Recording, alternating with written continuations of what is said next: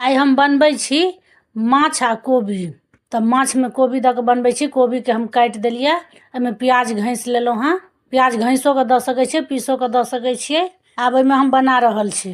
हम माछ तैर के पहिने राखि लेने छलिए। एहिमे आब तेल दै छियै, जीर। आब एहिमे कोबी के बढ़िया से फ्राई कऽ दै छियै।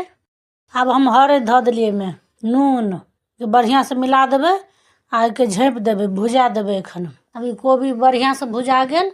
अब एके निकालि दै छियै। आब एहिमे हम बनबै छी माछ के मसाला। अब एहिमे तेल धऽ देलिए, जीर, तेजपात, फोरन जरि गेलै। एहिमे लहसुन हम पीसने छलिए से धऽ दै छियै। आब एहिमे लहसुन भुजा गेलै। आब एहिमे प्याज धऽ दै छियै। प्याज के बढ़िया से भूजि देबै। अब एहिमे प्याज भुजा गेल।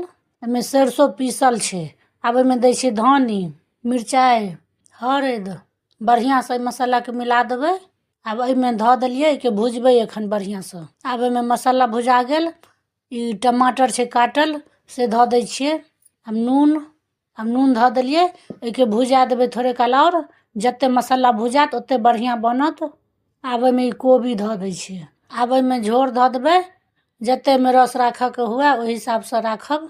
ओहिमे माछ धऽ दै छियै। अब धनी पात धऽ दै छियै। एखने धऽ देलिए कियाकि धनी पात बढ़िया से मिल जेतै, कच्चा कच्चा नहीं बुझेतै। आब एके खौलऽ देबै थोड़े देर तक। अब ई बनि गेल अछि। आब एहिमे धऽ दै छियै गरम मसाला। अब ई बने गेल अछि, एके हम उतारबै। अहिना बनेबै, खाय में बहुत नीक लागत।